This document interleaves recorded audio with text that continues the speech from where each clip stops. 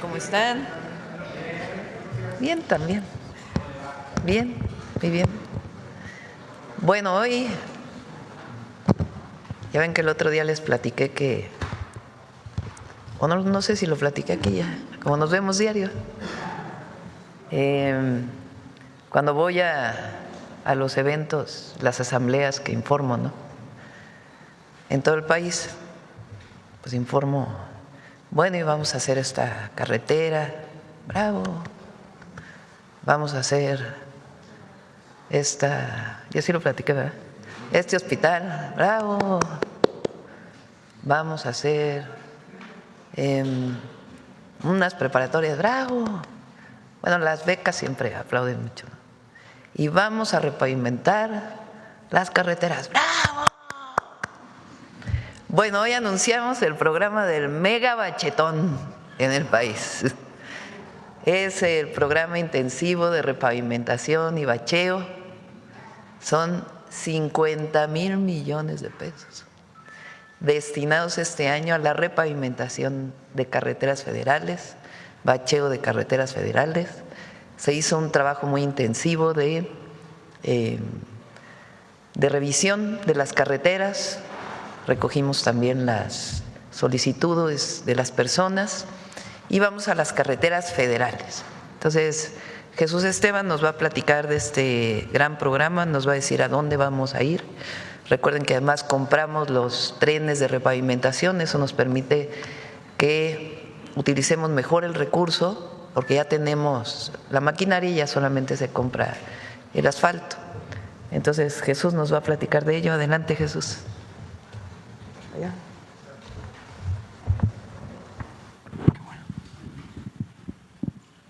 Con su permiso, señora presidenta, buenos días a todas, a todos. A continuación, pues informo sobre el Programa Nacional de Conservación de Carreteras y el Megabachetón 2026. Adelante. Para ponernos en contexto, la red federal de carreteras tiene 52,000 kilómetros, de esos 40,000 kilómetros son libres de peaje y 11,500 autopistas de cuota. Adelante. Y de estos existen lo que denominamos ejes troncales. En eso se mueve el 92% de la carga y el 80% de los pasajeros. Son 15 corredores, aquí están los principales, los 15, que son 20,000 kilómetros de los 50,000 de la red federal de carreteras. Adelante. Y de estos… de los 20,000 de los ejes troncales, 10,000 son libres de peaje. Todo esto lo pongo en contexto para que vean y se analice la estrategia que estamos siguiendo para la atención de las carreteras. Adelante. Bueno, pues la inversión van a ser 50,000 millones de pesos, como mencionó la presidenta.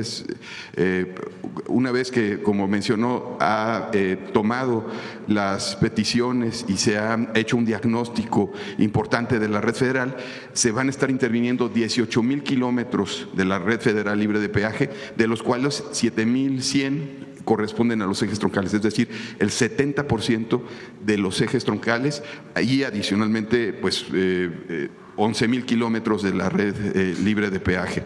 Esto va a generar del orden de 100,000 empleos y estará ejecutándose, ya se está ejecutando, ya iniciamos de enero a diciembre. Aquí en rojo se ve el nivel de intervención, todo lo rojo son las carreteras que vamos a estar interviniendo. Adelante. A continuación muestro, lo hemos dividido en 5 regiones, las noroeste, noreste, sureste, sur-sureste, centro-occidente y centro, con estos estados, y a continuación describo cómo está, qué carreteras son las que se van a estar interviniendo. Adelante. En la región noreste, Baja California Sur, Chihuahua, Durango, Sonora y Sinaloa, como pueden ver, estamos atendiendo principalmente en la península la carretera Benito Juárez, la carretera 1, la Ruta 1, el Corredor del Pacífico, México-Nogales, Mazatlán-Matamoros y Golfo Norte. Todas estas rutas son las carreteras. En rojo oscuro se ve lo que vamos a intervenir este año. En verde oscuro están las carreteras que estamos modernizando, es decir, la construcción o modernización de ejes principales, ejes prioritarios que hemos denominado. Y en verde clarito está lo que atendimos en 2025. Entonces, como ven, ya se ven los ejes troncales principales atendidos, adicional a carreteras en tramos completos. Adelante. Nuevamente, acá en la región noreste, Coahuila, Nuevo León, San Luis Potosí, Zacatecas, podemos observar igual las rutas México, Nuevo Laredo, Querétaro, Ciudad Juárez, Veracruz, Monterrey, Mazatlán, Matamoros y Golfo de México, Huasteca.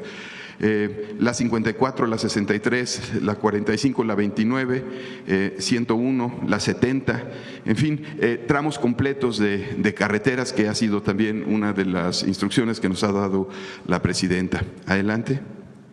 Ahora vemos en la región centro-occidente, Aguascalientes, Colima, Guanajuato, Jalisco, Michoacán, Nayarit y Querétaro, las carreteras 80, 37, la modernización de la 200. Recientemente, recorriendo las carreteras, nos mencionaba la presidenta que era importante el tramo de Lázaro Cárdenas hacia Colima, también lo estamos considerando. Bueno, aquí vienen los ejes principales, los troncales: México, Nuevo Laredo, Manzanillo, Tampico, Centro-Occidente, Bajío y Guadalajara, Zacatecas. La siguiente. Vemos en la región centro, Estado de México, Guerrero, Hidalgo, Morelos, Puebla y Tlaxcala, la 95, la 134, la 51, la 190, los corredores Acapulco-Tuxpan, Acapulco-Veracruz, corredor del Altiplano, Centro-Golfo y México-Veracruz. Y ahí vemos los ejes prioritarios: Toluca a Zihuatanejo, Cuautla-Tlapa, Salina Cruz a Lázaro Cárdenas, y como mencioné, ya vamos a también analizar el tramo hacia Colima. En fin, como ven, tramos completos. Adelante. Otra vez ahí para que digas, lo negro es lo que vamos a modernizar. O sea, la línea negra es lo que se va a modernizar, ampliar en algunos trazos. Y lo rojo es lo que se va a repavimentar. Así es. Entonces, como ven, hay toda una estrategia, un diagnóstico. Estamos modernizando en muchos casos, porque iniciamos el año pasado. Así es. Finalmente, la región sur-sureste, en cada una de las imágenes ha estado apareciendo la inversión y el total de kilómetros. Aquí son 3.140 kilómetros. Está Puebla Progreso, Puebla Tapachula, circuito transísmico, Acapulco Veracruz, corredor altiplano y península de Yucatán. Nuevamente se ve la Macuspana Escárcega, se ve las intervenciones en verde, lo que apoyó la Secretaría de la Defensa el año pasado, la 307. Se ve también acá Salina Cruz hacia Zihuatanejo, la 200. Y la 190, la 175, en fin, los corredores principales del país estarán repavimentándose. Adelante. Para esta repavimentación, pues como hemos estado informando y han visto, ya se adquirieron 20 trenes de pavimentación, de los cuales 10 iniciaron su trabajo el año pasado. Los otros 10 están arrancando entre enero y febrero, estos por parte de la SICT, y se estarán adquiriendo 11 más para que cada estado tenga uno a medida que vamos terminando los trabajos en un estado. Hay estados que tienen 300, 400 kilómetros de red federal, otros que tienen 3.000, pues estaremos moviendo los trenes de repavimentación, que como han visto, pues tienen equipos de última generación con tecnologías que nos permiten avanzar del orden de 1 kilómetro al día. Podemos hacer, ahora voy a mostrar los procedimientos que estamos siguiendo.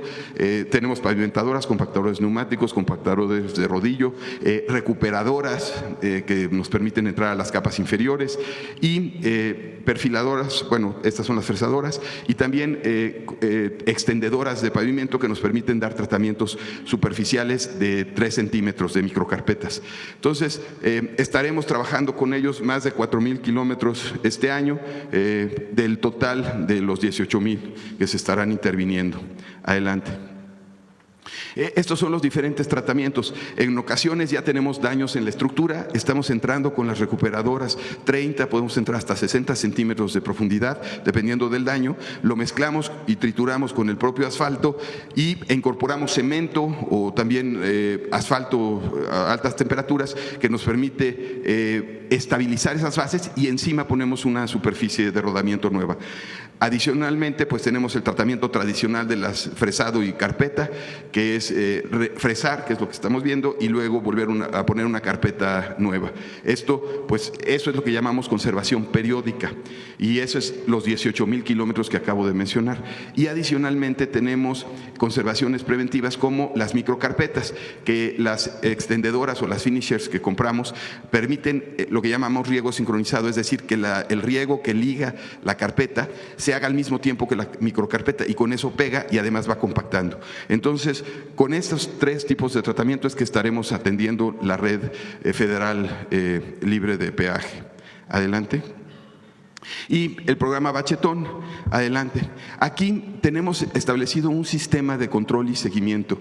Estamos a partir de enero, ya se han capacitado todos los centros SICT, se desarrolló una aplicación y tenemos un centro de control y seguimiento que lo ocupamos ahora en la contingencia por las lluvias y donde nos permite una vez a la semana se va a recorrer completa la red federal libre. Vamos a estar nosotros detectando y teniendo un diagnóstico de baches y atendiendo. Se hace el recorrido de supervisión, se identifica la incidencia, se registra en el sistema de información y control, se da el turno y en máximo 72 horas debemos que haber tenido el registro de que se atendió. Y esto se hace en los 43,000 kilómetros de la red. Entonces, pues ya está implementado, están avanzando en cada uno de los centros SICT y lo tenemos ahí en la Secretaría, este sistema de control, algo similar desarrollamos en su momento en la ciudad y con eso vamos a estar monitoreando. Este es muy útil también para atención de las contingencias. Adelante. Y vamos a estar adquiriendo 62 grupos de equipos que van a atender el bacheo. Va a haber 2 por cada centro SICT. Vamos a tener, tractores que nos permiten ir limpiando ir cortando la maleza, ir teniendo limpias las cunetas. Estos cargadores pequeños que van a tener fresadora también incorporada, entonces vamos a poder hacer lo que denominamos mapeos. Entonces es un bacheo mucho más detallado que el que estamos viendo, sino son tramos completos de 50, de 100 metros por carriles. Van a llevar sus compactadoras, sus cortadoras, tienen una camioneta de 3,5 toneladas donde llevan el asfalto y pues con esto estaremos atendiendo también el mantenimiento que denominamos preventivo o rutinario. Adelante. Y pues resumiendo, son 50,000 millones de pesos de inversión, 18,000 kilómetros que se estarán atendiendo y más de 100,000 empleos a generar durante este programa. Y a continuación tengo un video. Las preguntas hoy. Tenemos un enlace. Vamos a entregar viviendas. Todos los miércoles va muy apresurado ya el programa de vivienda para el bienestar. Entonces, todos los miércoles, además de los fines de semana que vamos de gira por todo el país, vamos a tener una entrega de vivienda. Entonces, en esta ocasión es en Michoacán y está Edna Vega, nuestra secretaria de SEDATU, y Octavio Romero, director del Infonavit, y las beneficiarias, y por supuesto el gobernador Bedoya. Adelante, gobernador. Gracias, muchas gracias, presidenta. Saludos desde Morelia, desde la capital, aquí en Michoacán. Y hoy estamos muy contentos, muy satisfechos porque se van a entregar casas del Infonavit en este programa de vivienda para el bienestar. Y hay que decirlo, en Michoacán serán más de 70,000 viviendas las que se entreguen dentro de este programa por Infonavit, por CONAVI. Y estamos muy contentos con Edna Vega, con Octavio Romero, con todo el apoyo y el cariño de nuestra presidenta Claudia Sheinbaum para el pueblo de Michoacán. Muchas gracias, mi estimada presidenta. Un abrazo fraterno desde Morelia. Saludos. Gracias, Alfredo. Buenos días, presidenta. Con su permiso, buenos días a todos y todas. Pues efectivamente es un gusto estar el día de hoy en el marco del Plan Michoacán por la Justicia y la Paz. Originalmente en Michoacán teníamos consideradas la construcción de 60,000 viviendas. por parte de Infonavit, de CONAVI, y a raíz de este gran programa se incrementó la meta a 82,000. Y quiero compartirles a todos y todas, Presidenta, que esta meta de 82,000 viviendas nuevas seguramente se va a incrementar todavía más. Entonces, es un gran gusto porque nada más me permito dar algunos datos para Michoacán. Una inversión en los 6 años en esta administración encabezada por usted, Presidenta, de más de 49,200 millones de pesos con estas 3 instituciones, 20,000 acciones de CONAVI, 50,000 de Infonavit, que fue la institución que más incremento tuvo en estas acciones, y 12,000 por parte de Foviste. Entonces estamos muy contentos porque doy testimonio, Presidenta, que este conjunto está bien bonito, ya entramos a las viviendas, una distribución excelente y una ubicación también muy buena para la gente de Michoacán. Muchas gracias, Presidenta. Gracias, Edna. Octavio. Presidenta, muy buenos días. Buen día. Ya decía el gobernador, estamos aquí en Morelia en el desarrollo de Infonavit Villas de Oriente.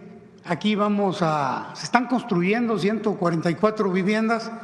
Hoy vamos a entregar 48, prácticamente ya está terminada las 144 viviendas y ya están colocadas. Se abrió el punto de la casa muestra y en una semana se colocaron todas las viviendas. Estamos muy satisfechos porque está muy bonito. Son viviendas, tal y como usted nos indicó, Presidenta, 60 metros, 2 recámaras, sala, comedor, cocina, baño completo. Están muy bonitas las viviendas. Decir, Presidenta, que aquí en Michoacán tenemos un déficit de vivienda, de acuerdo con la encuesta de vivienda de hace 5 años, de más de 270,000 viviendas en déficit. De manera que cuando usted nos instruyó el programa de vivienda para el bienestar, pues estamos construyendo desde el Infonavit inicialmente 40,000 viviendas y ahora con el Plan Michoacán el incremento fue a 50,000 viviendas. Y la CONAVI pues 22,000 viviendas más. De manera que y Foviste 2,000 también, 12,000. Entonces estamos prácticamente cubriendo casi la tercera parte del déficit de vivienda de Michoacán para esta administración. En el caso del Infonavit, Presidenta, le informo que ya tenemos proyectos de más de 8,000 viviendas, son 8 proyectos, 5 proyectos con 8,000 viviendas, de los cuales ya 6,000 viviendas iniciaron su construcción, básicamente 4 aquí en el municipio de Morelia, 2 en Zamora y 1 en Lázaro Cárdenas. En este primer semestre de este año vamos a iniciar la construcción de 18,000 viviendas más en 10 proyectos. 5 van a estar aquí en Morelia, 2 en Pátzcuaro, 1 en Jiquilpan, 1 en Apatzingán y 1 en Lázaro Cárdenas. Y para el segundo semestre de este año, Presidenta, vamos a iniciar la construcción de 24,000 viviendas más en 13 proyectos, básicamente en Morelia, en Charo, en Apatzingán, en Zamora, en Ciudad Hidalgo, en Lázaro Cárdenas, en La Piedad y en Zaguayo. Esto significa, Presidenta, que en este mismo año habremos iniciado la construcción del total de la meta de las 50,000 viviendas y estas se van a entregar en el transcurso de esta administración, a lo largo de estos años. Presidenta, si me permite, y aprovechando el foro de la mañanera, informarle a todos los derechohabientes de Michoacán que tenían el problema de los créditos impagables, estos créditos que se dieron durante muchos años en el Infonavit y que a pesar de que la gente pagaba, el crédito seguía subiendo y que usted nos instruyó a que resolviéramos, decirle a todos los derechohabientes de Michoacán que estaban en este problema y que son alrededor de 100,000 derechohabientes, que ya se corrigió este asunto de los créditos impagables. Ya todos estos créditos están reestructurados, algunos con la reestructura se pagaron totalmente, otros tuvieron una reducción muy importante de su saldo y todos los demás disminuciones en la tasa de interés de las mensualidades y también de los saldos. Así es de que creímos que era muy importante darlo a conocer, Presidenta. Estamos muy satisfechos con haber cumplido con sus instrucciones. Y si no tiene usted inconveniente, podríamos presentar un video. Presidenta, ¿es cuánto? Estamos a la orden.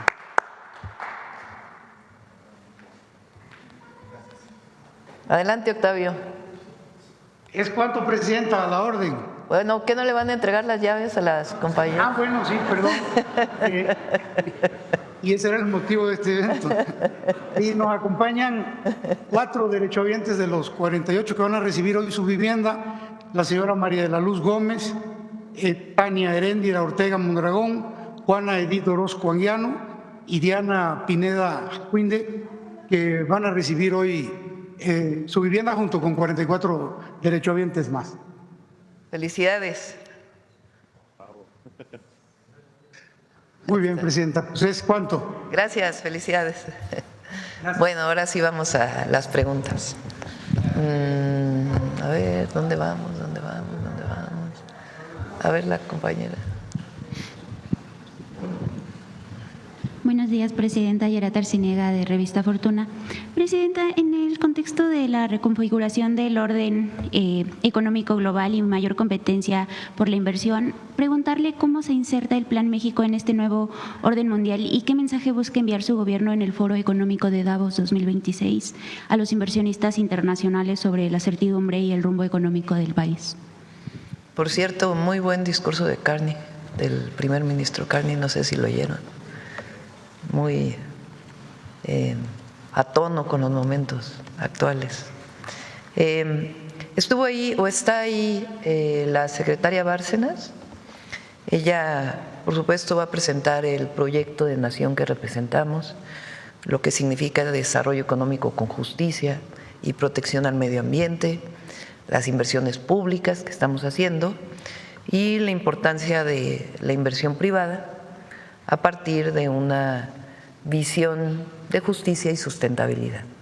Y por supuesto que México está abierto a las inversiones privadas de distintos países, a la inversión extranjera directa y particularmente los polos de bienestar, que ya van muy avanzados.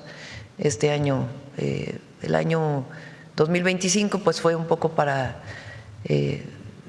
promoverlos y este año van a iniciar. Entonces eso fue lo que se presentó en Davos. ¿Cuáles son las ventajas que ofrece México frente a los otros países? Primero, el pueblo de México, trabajador, responsable. Segundo, un gobierno reconocido por su pueblo. Tercero, certidumbre. Y cuarto, que vemos las inversiones no solamente como una forma de crecimiento, sino hoy como una forma de generar empleo con bienestar, porque pues los salarios son mejores hoy de lo que eran antes. Y por supuesto, en términos de exportación, la cercanía con Estados Unidos y la apertura comercial que tenemos con diversos países del mundo y el esquema que estamos haciendo de integración de cadenas productivas. Entonces eso es muy atractivo para quien quiere venir a invertir a México. Muchas gracias, Presidenta. En este contexto sobre el bienestar, de la población, el fin de semana se informó sobre una reunión con economistas. Preguntarle cuáles fueron los grandes temas que se analizaron sobre esa reunión y pues en Revista Fortuna publicamos esta semana un texto del economista Jorge Flores Kelly en donde precisamente planteamos lo importante que es reivindicar pues el enfoque de que no es suficiente que el crecimiento económico se mida con el PIB, sino con indicadores que reflejen un mayor bienestar para la población. Se habló de este tema en la reunión con los economistas, Presidente. Sí, la teníamos planeada desde hace tiempo, la idea era un poco escuchar, siempre es importante escuchar la visión que tienen académicos, vinieron académicos de la UNAM, del Colegio de México, un economista del CIDE, y la pregunta era cómo seguir promoviendo el crecimiento económico con justicia. Y ahí dieron sus puntos de vista.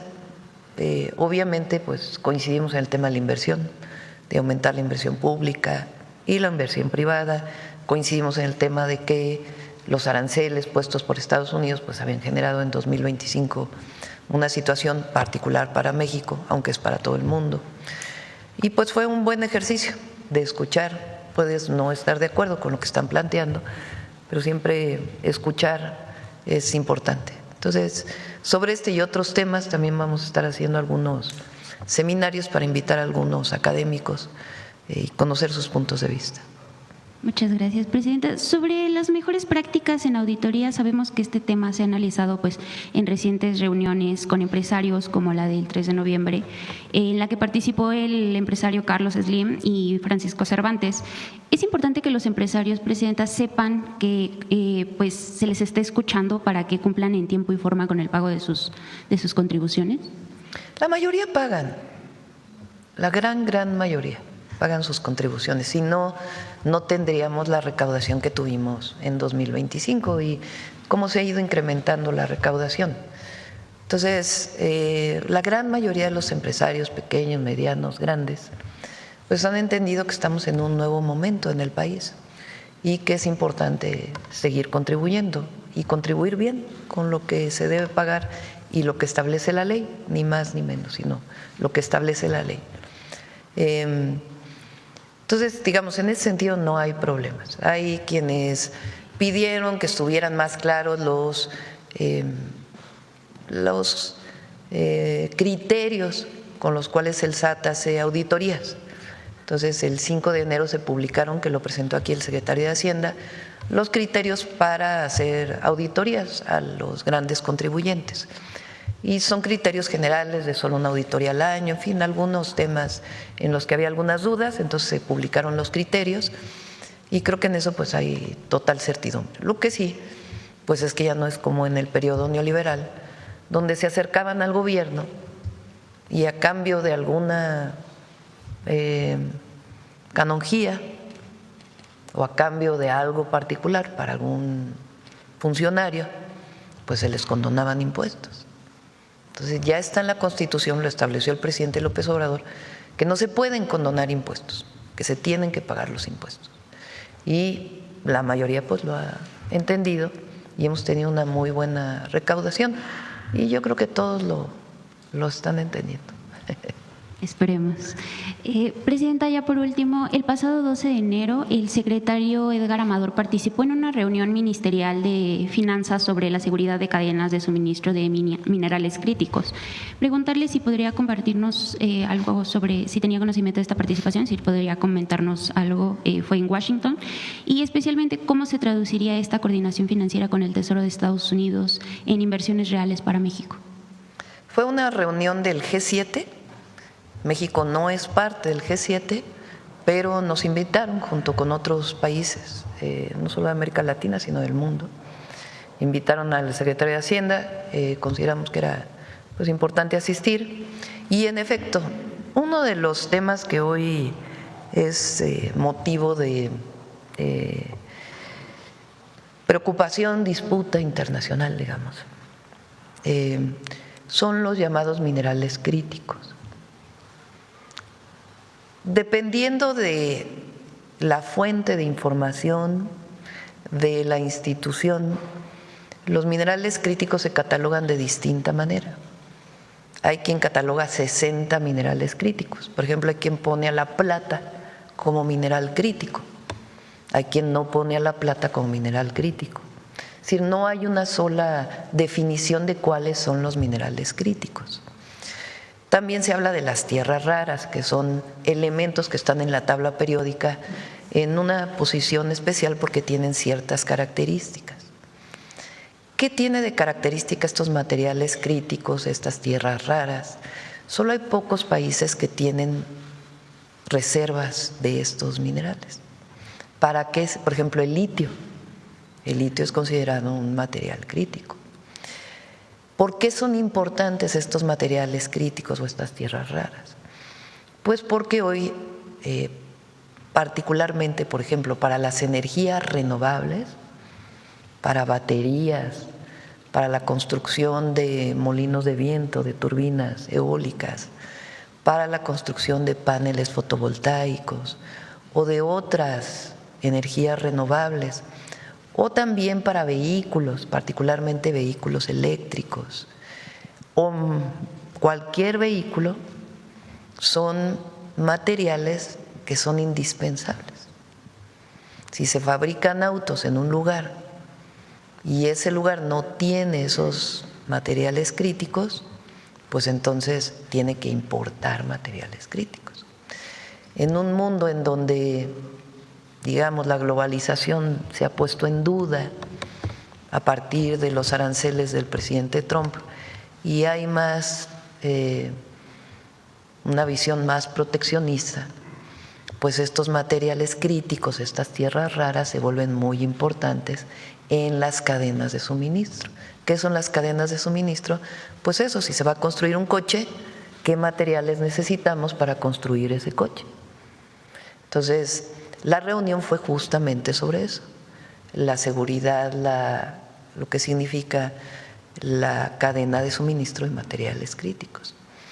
Por ejemplo, las tierras raras, que son, repito, elementos muy específicos, China es el país que más reservas tiene.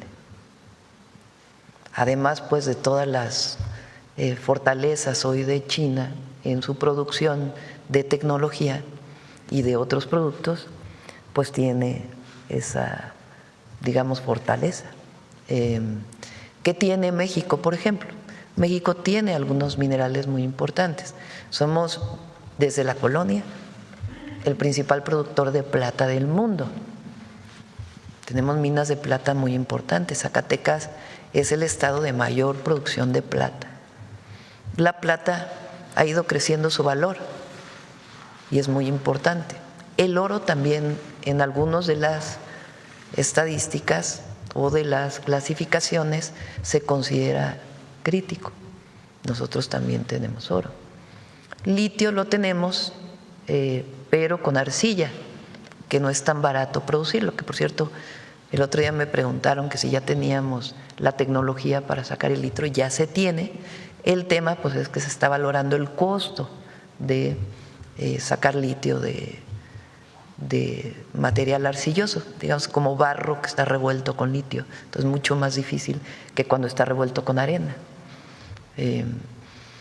Entonces, hoy en el mundo, uno de los grandes, así como el petróleo sigue siendo, ya no tanto, uno de los temas principales, pues igual los materiales críticos son muy importantes porque pues son suministro básico, materia prima básica para la construcción de muchas cosas y particularmente la electrónica.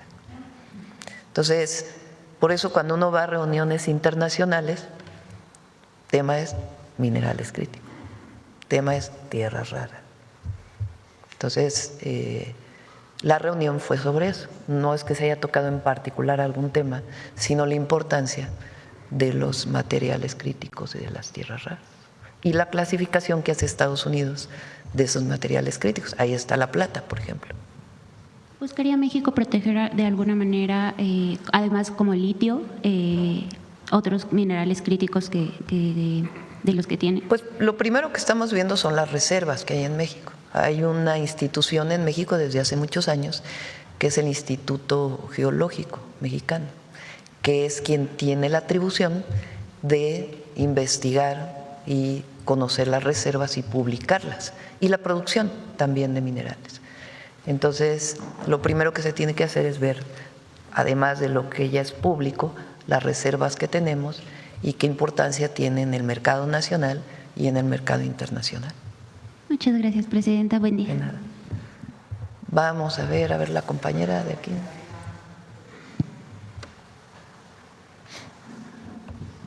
Gracias. Buenos días, Presidenta. Karina Aguilar, de Diario 24 Horas.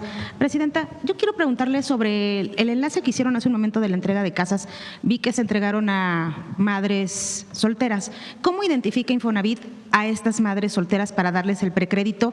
¿Si tienen que estar ya en algún programa social o cómo las identifica? No, se inscriben ellas en el padrón del Infonavit. Obviamente tienen que ser derechohabientes del Infonavit. Y solicitan su crédito, sea de manera presencial o primero a través de la página electrónica, y después deben ir al desarrollo o a la oficina del Infonavit para que ahí digan, pues sí me interesa una casa en este lugar, y como se han reducido los requisitos, pues entonces es muy fácil tener acceso. Y se puso como condición, o más que condición, como una preferencia, digamos, a quién se le da, obviamente a que gane menos de 2 salarios mínimos o 2 salarios mínimos y menos, más bien, y a madres solteras, a mujeres, obviamente no es que a los hombres no se le dé, ¿verdad? Pero si son de un grupo vulnerable, si son una persona con discapacidad, por ejemplo, se le da prioridad. Gracias. Presidenta, también continúan las especulaciones sobre el aterrizaje de este Hércules en el aeropuerto de Toluca.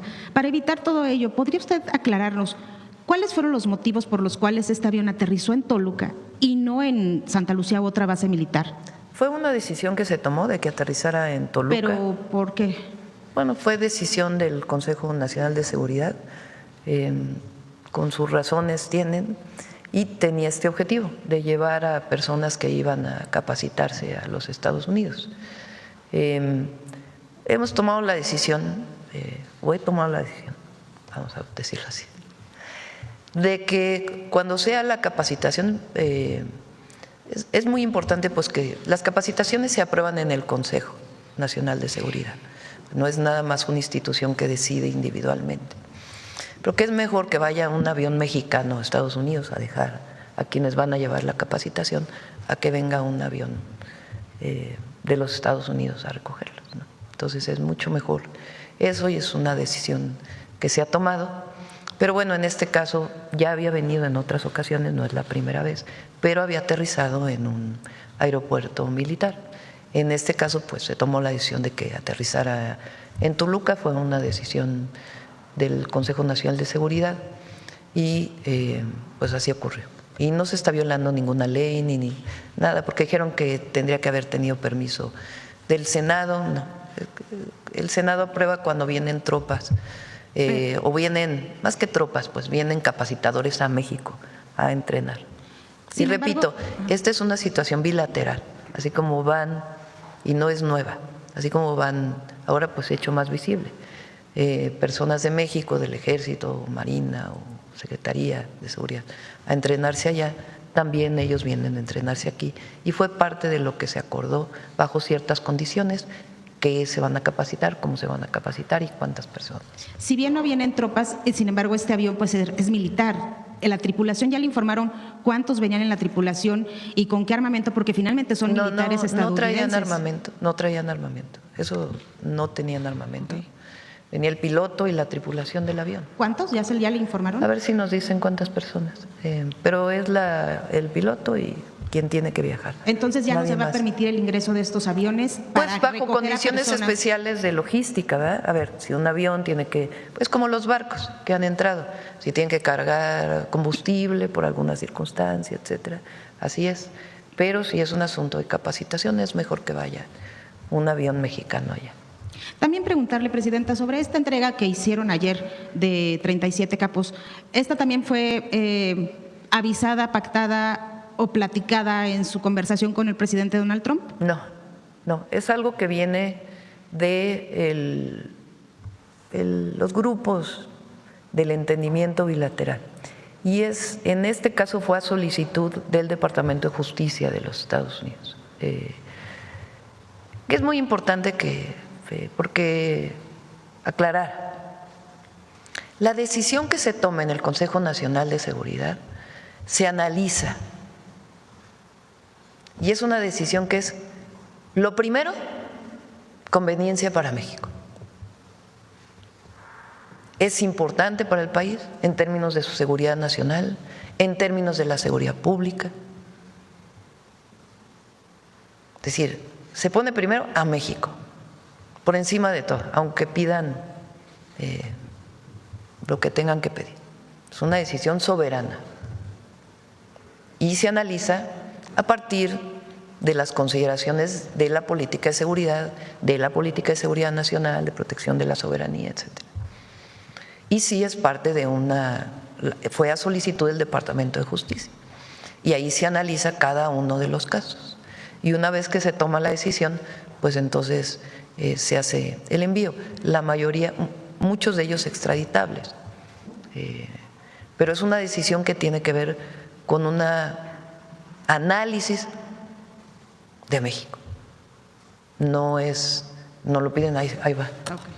No, porque eso es lo que andan los comentócratas y demás. Ay, que se entregó porque hay que quedar bien, porque obviamente es una relación de colaboración, de coordinación, pero la decisión se toma a partir de las consideraciones soberanas de México.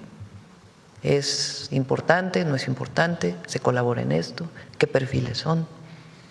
Entonces, esa decisión se toma de esa manera. Gracias. También preguntarle, Presidenta, ¿habrá alguna investigación hacia la embajadora saliente de Reino Unido, Josefa González, quien ha tenido ya diversas denuncias de empleados de esa embajada por malos tratos? No hay ninguna en particular en Relaciones Exteriores, ninguna investigación contra ella.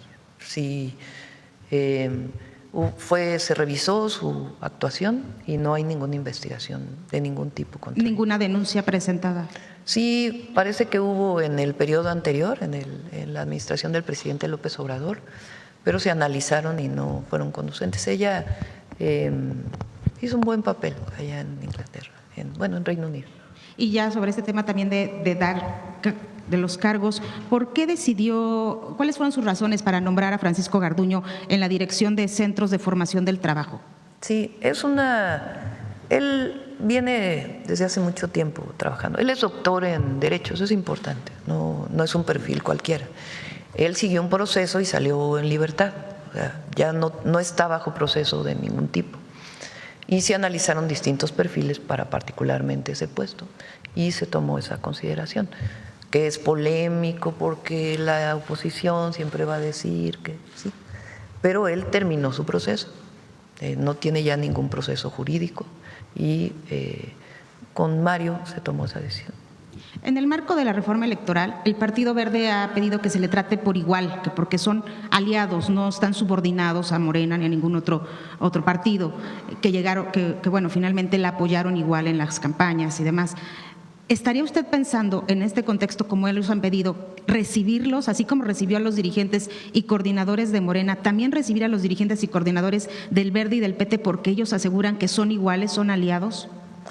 A ver, la decisión de la reforma que ya vamos a enviar muy pronto es una decisión a partir de los foros que se hicieron de la reforma electoral. No es un toma y daca de que, a ver, y tiene que ver con lo que piensa la gente. Vamos a presentar aquí, cuando presentemos la propuesta, la encuesta que hicimos. Se hizo encuesta con 3 empresas encuestadoras para conocer la opinión de la ciudadanía. Y esencialmente la gente lo que ha planteado es disminución de los montos de lo que cuesta en general las elecciones, incluidos los partidos políticos. 2, mayor democracia en otros temas, no solamente el electoral. 3, el tema de la representación proporcional. Sobre todo no les gusta a la gente las listas de gente que no conoce y que por el porcentaje queden como diputados. Y en particular el tema de los mexicanos en el exterior, que ellos tienen el interés de que los diputados que los representen sean elegidos por ellos. Esa es una demanda de ellos, que no sean de las listas pluris que decida el partido, sino que ellos quisieran elegir a sus propios diputados, porque a la fecha solo votan por presidente o presidenta y en algunos estados por gobernador o gobernadora, solo por el ejecutivo, no votan por el legislativo. Sin embargo, tienes representantes de los mexicanos en el exterior. Ellos dicen, pues si vamos a tener representantes, pues que los elijamos nosotros. Entonces estamos viendo bajo qué circunstancia pueden elegirse allá, que puedan votar por sus propios representantes, por partido político, obviamente. Entonces, esencialmente son esos temas y son los que la gente ha pedido. Y nos interesa mucho la parte de la democracia representativa, mayor democracia participativa, donde la gente pueda decidir sobre muchas cosas en el país. Entonces, tiene que ver con eso. Por supuesto que se va a enviar al Congreso. Ya depende del Congreso si se aprueba o no se aprueba. Pues nosotros vamos a enviar una propuesta responsable. Pero entonces definitivamente no los recibirá, al Verde y al PT. Los he recibido en otras ocasiones, pero no es para decir, a ver, ¿cómo le hacemos para que ustedes estén de acuerdo con la reforma? No. O sea, los hemos recibido para la agenda legislativa. Sí los hemos recibido en otras ocasiones. Y la Secretaría de Gobernación, con la comisión que nombré, pues están hablando con diferentes sectores. Con el INE también hizo su propuesta, pues también están hablando con ellos. Y ya por último, también sobre reforma electoral, ¿está pensando en poner algún capítulo especial para la regulación de la IA en el uso de campañas políticas para evitar estas deepfakes o para evitar el uso de audios o de imágenes que puedan ser alteradas para denostar a los contrincantes? Sí, es importante. Tiene que, sí, en general, pero particularmente para las campañas políticas, sí es importante que la gente conozca si se produce algo con inteligencia artificial, que sepan de manera grande y todo que es inteligencia artificial. ¿Y se pondrá en la reforma? Sí. Gracias. Y también algunos temas de multas y otras cosas. Gracias. Sí. A ver, ahora de este lado, porque no hemos pasado por aquí. A ver, la compañera. Gracias, presidenta. Buenos días. Judith Sánchez Reyes, de Perspectivas MX y Radio Milet. En el tema justamente de este envío de reos a Estados Unidos, preguntarle qué implicaciones tendrá, digamos, este acuerdo en la relación bilateral entre México y ese país. ¿Cómo qué implicaciones? Sí, en lo que tiene que ver con la cooperación binacional en cuanto a seguridad. ¿Qué implicaciones tendría o tendrá este envío? No, no es que sean implicaciones. O sea, en este caso fue a solicitud del Departamento de Justicia de los Estados Unidos y todos los casos fueron evaluados por el Consejo Nacional de Seguridad.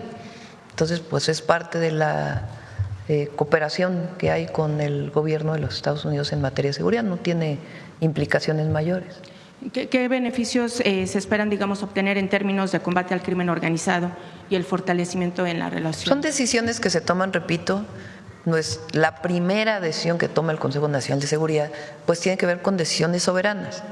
¿Es importante para México o no? ¿Ayuda a disminuir la violencia en México, sí o no? Y sobre esa decisión se tomó.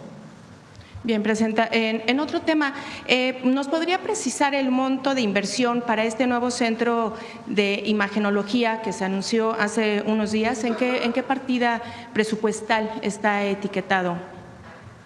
A ver si nos informa el secretario Kersenovich, pero es parte de la inversión en salud. Los institutos de salud tienen aparte un patronato, o tienen patronatos, los institutos nacionales de salud, y ellos deciden apoyar en una u otra apoyo para los institutos. Tengo entendido, me lo comentó el doctor Kersenovich, pero no lo recuerdo muy bien, que algunos de los equipos los va a donar los patronatos de los institutos, pero es en gasto en salud. ¿Hay alguna fecha aproximada para que se termine la construcción y, bueno, inicie su operatividad? Sí, esperamos con todo y el equipamiento en alrededor de un año. Un año. Bien, presidente. Y siguiendo… Y es muy importante, fíjense lo importante que es. Los institutos nacionales de salud, todos están ubicados, o la gran mayoría están ubicados en una zona, en la zona sur de la Ciudad de México, en la alcaldía de Tlalpan. Lo conozco muy bien, no solo porque ahí viví como 30 años, sino que fui jefa delegacional de Tlalpan.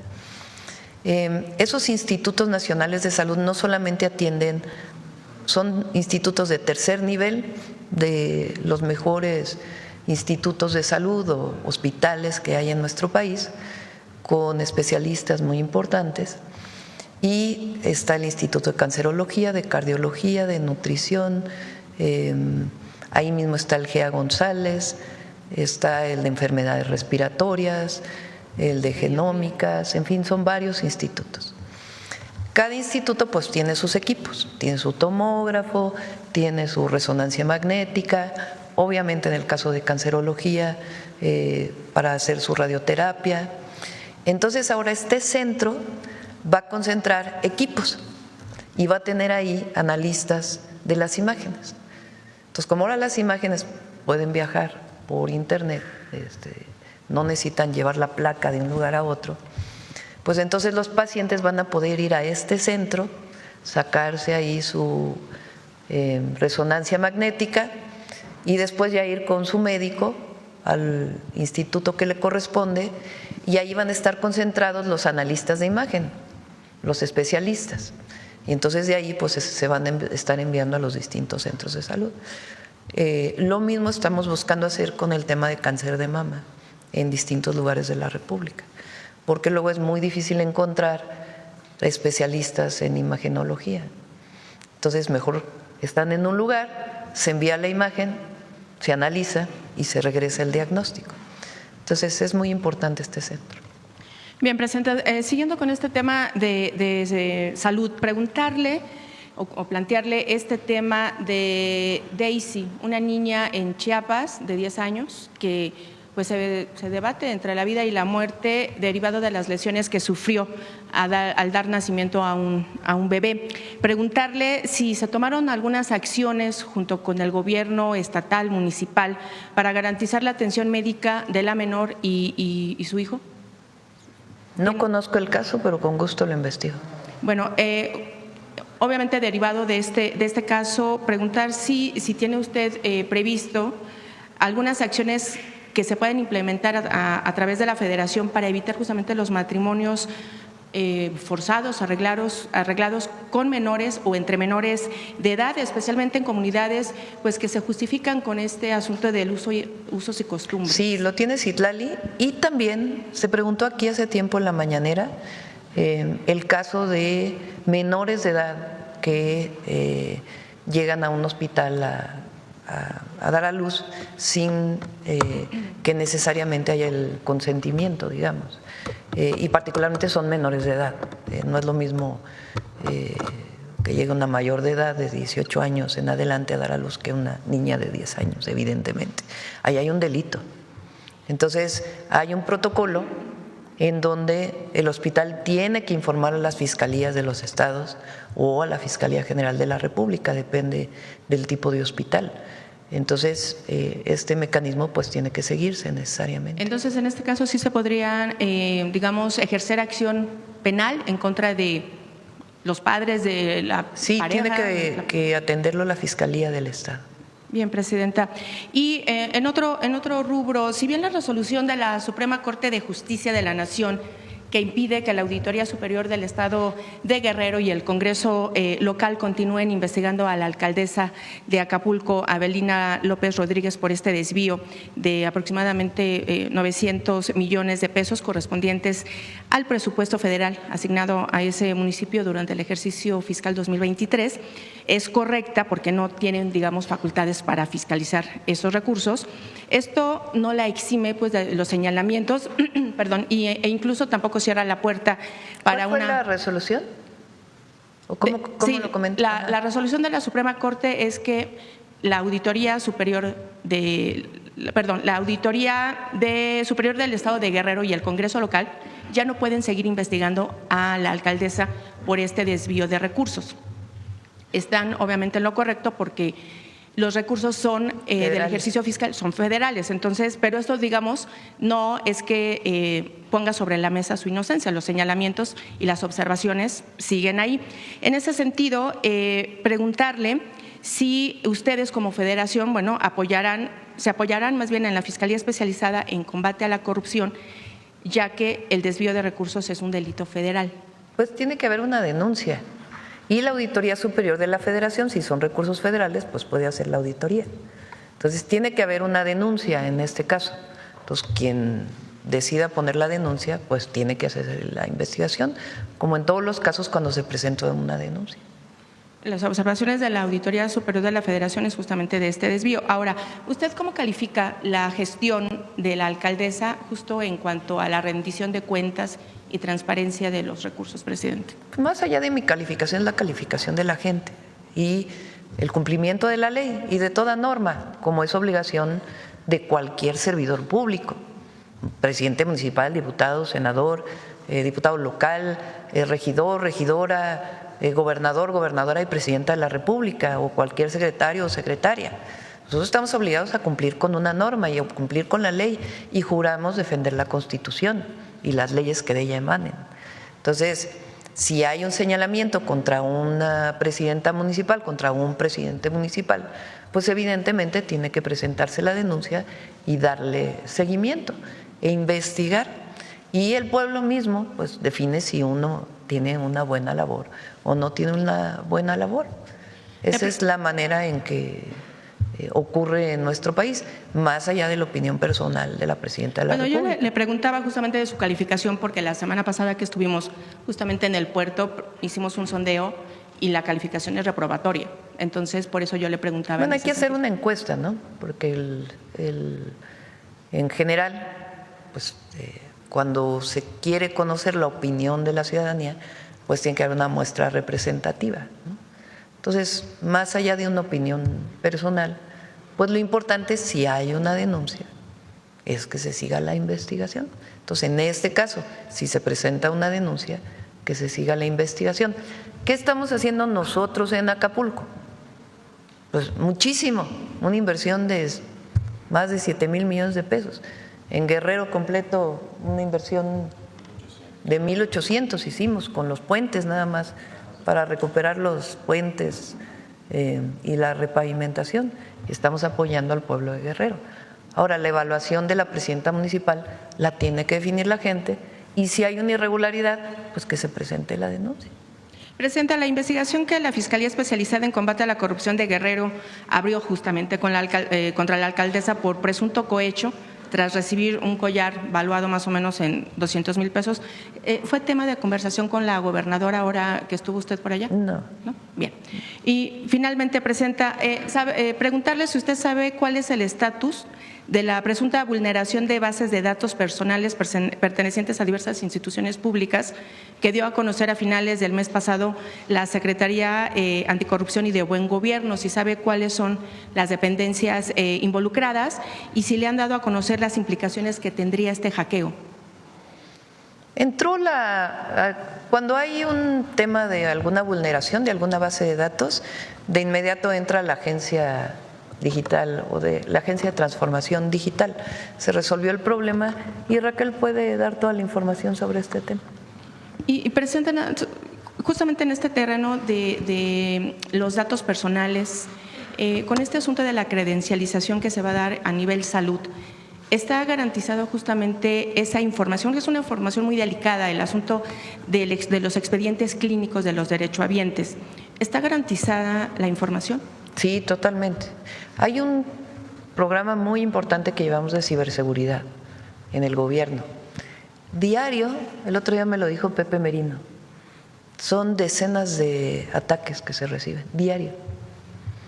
Y hay un sistema muy robusto de ciberseguridad y que se sigue protegiendo, pues de distinto tipo.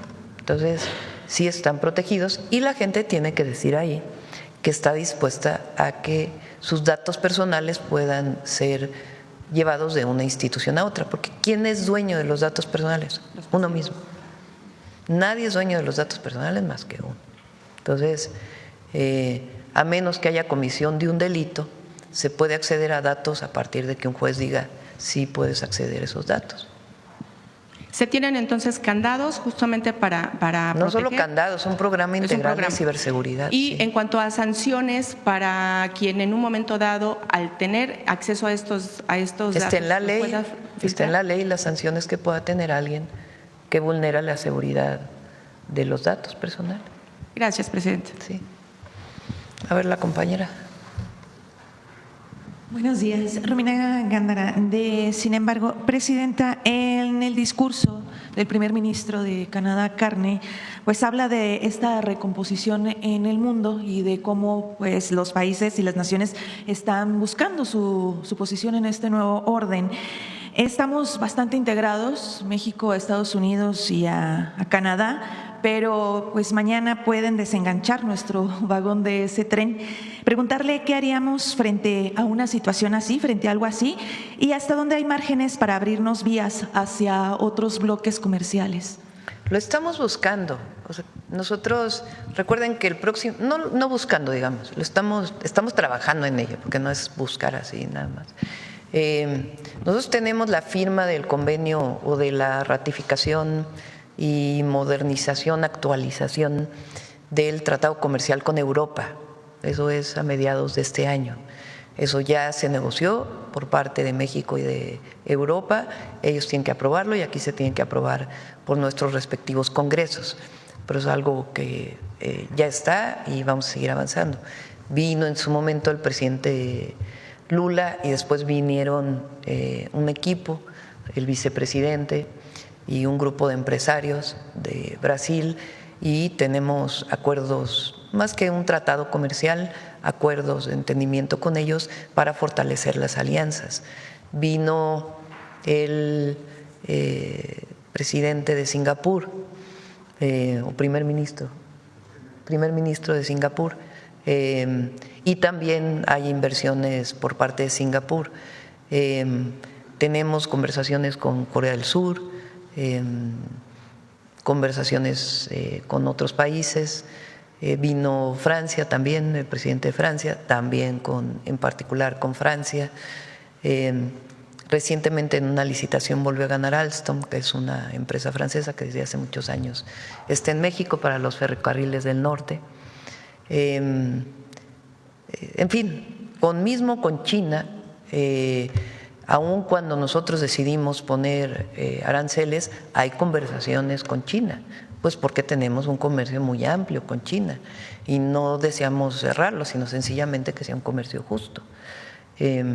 Entonces, hay conversaciones con todos. Ahora, la integración que tiene México con Estados Unidos es muy difícil de romper, porque son cadenas productivas que existen ya desde hace muchos años. Incluso frente a la posibilidad de poner tarifas, etcétera, como ocurrió, de todas maneras el comercio se sigue dando. Y por eso nosotros creemos, además porque es para conveniencia de Estados Unidos, pues que el tratado se va a conservar o a lo mejor hay algunos cambios, pero finalmente en la revisión se va a conservar porque es de beneficio mutuo. Pero evidentemente tenemos y buscamos relación con otras regiones del mundo. Mismo con Canadá, vino el ministro Carney, viene ahora en febrero una delegación muy grande de empresarios de Canadá a México con interés de inversiones en nuestro país. Sí, justo lo que acabo de mencionar, de que confía en que el TEMEC va a seguir. Pero pues se tendrían o seguramente ya habrá diseñado varios escenarios donde Estados Unidos se separe de Canadá. Por ejemplo, en un escenario en el que el TEMEC no siga tal cual lo conocemos hasta el momento, ¿cuál es el planteamiento del plan, presidente? Bueno, nosotros nos reunimos cada semana con Secretaría de Economía y Secretaría de Hacienda, digamos el gabinete económico. Allí en el gabinete económico está, por supuesto, Secretaría de Economía, está Secretaría de Hacienda, está el IMSS, está Secretaría del Trabajo y otras instituciones. Y allí analizamos pues todos los escenarios para nuestro país y vemos cómo vamos avanzando en las distintas inversiones, tanto públicas como privadas. Y ahí pues tenemos algunos escenarios. Obviamente pues el objetivo pues es que salga bien la revisión del tratado comercial y en eso se está trabajando. Entonces, más que hablar de otros escenarios, pues decir que estamos trabajando todos los días en ello, ¿no? La Unión Europea también ayer pues dice o promete que va a dar una respuesta firme a Donald Trump, a las amenazas de Donald Trump por el tema de Groenlandia. Hoy pues se espera esta reunión en Davos y ayer cayeron los mercados, es decir, pues hay incertidumbre global. ¿Cuáles son nuestras mayores defensas frente a este mundo que se sacude, presidenta, y cuál es el papel que debemos jugar los ciudadanos en preparación ante cualquier escenario? Primero, que el gobierno siempre está informando a la gente frente a cualquier circunstancia. Y la mayor defensa que tenemos es nuestro pueblo. Y evidentemente un gobierno pues que está atento a lo que está pasando y que tiene distintas alternativas y estar informando en caso de que veamos, si es que así lo vemos, una condición de vulnerabilidad o difícil. Pero México, el pueblo de México ha vivido muchas calamidades, siempre sale adelante, siempre sale adelante. La mejor defensa que tiene México es su pueblo y nosotros que sepan pues que estamos trabajando en ello, no no estamos ni minimizando ni tampoco exagerando, sino sencillamente trabajando en ello. Y tenemos confianza por la integración, por el solo hecho de la integración, que le conviene a ambos países. El otro día lo dije, las empresas estadounidenses que tienen inversiones aquí son las primeras interesadas en que se mantenga el tratado comercial. Entonces, tenemos confianza en que, quizá con algunas variaciones, pero que va a seguir existiendo este tratado entre México y Estados Unidos. Muchas gracias. Vamos a ver, Nancy. Gracias, presidenta. Buenos días a todas y a todos. Nancy Flores, de la revista Contralínea. Presidenta, ayer usted habló ampliamente de las luchas históricas de nuestro país, sobre todo desde la izquierda, por la democratización de México. Estas luchas que costaron vidas por la represión de primero el Partido de Estado, el PRI, y luego del Partido Acción Nacional. E incluso fraudes, hizo toda una historia. Y sobre este tema me gustaría preguntarle sobre todo lo que está emergiendo a propósito de la discusión de la reforma electoral, porque parece que posturas que estaban antes distantes ahora se están juntando.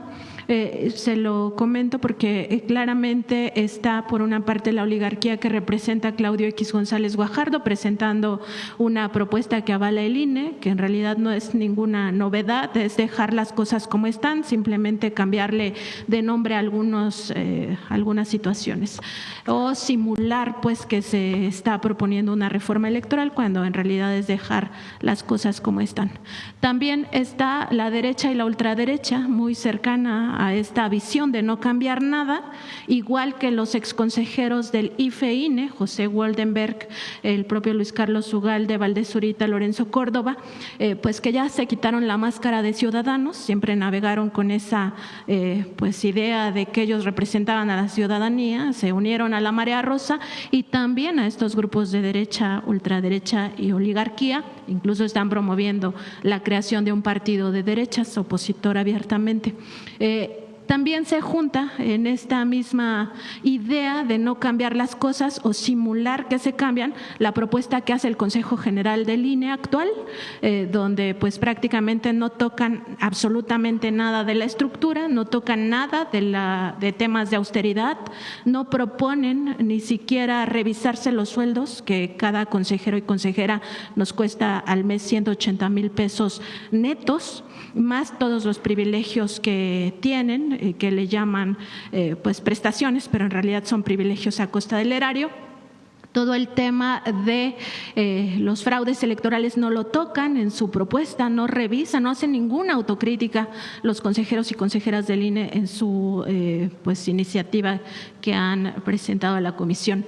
Y en este mismo sentido también pareciera que están distantes, pero aquí se juntan el Partido Verde y el Partido del Trabajo, desconociendo esa historia de democratización de nuestro país, pero también en este caso particular desconociendo el mandato popular que ellos aceptaron al acompañar a la Cuarta Transformación en 2018 y en 2024. Preguntarle su opinión sobre todo esto que está emergiendo a la par de esta discusión, para prácticamente decir que todo está bien cuando sabemos la historia de los fraudes. En 2000, por ejemplo, el Consejo del IFE no investigó a los amigos de Fox, no investigó el Pemex Gate. Eso también es una forma de defraudar a la ciudadanía. 2006 lo sabemos, 2012. En 2018 lo intentaron, pero al final el pueblo salió masivamente y el presidente Peña, como se sentía en ese entonces el payaso de las cachetadas, no aceptó, así lo dijo el presidente López Obrador en su momento,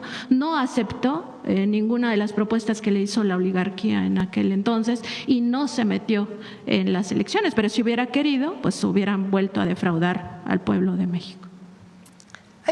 Ayer mencioné esta historia porque hay mucha hipocresía y mucha mentira alrededor de lo que representamos nosotros. Fíjense, han querido, y lo han hecho en otros países también, decir que México va al autoritarismo. ¿Qué es el autoritarismo? Lo contrario a la democracia. Es un régimen que no tiene ni libertad de expresión, ni libertad de reunión, ni hay una sola representación. No se permite que en las televisoras, que en los radios, que en las redes sociales se hable en contra del gobierno.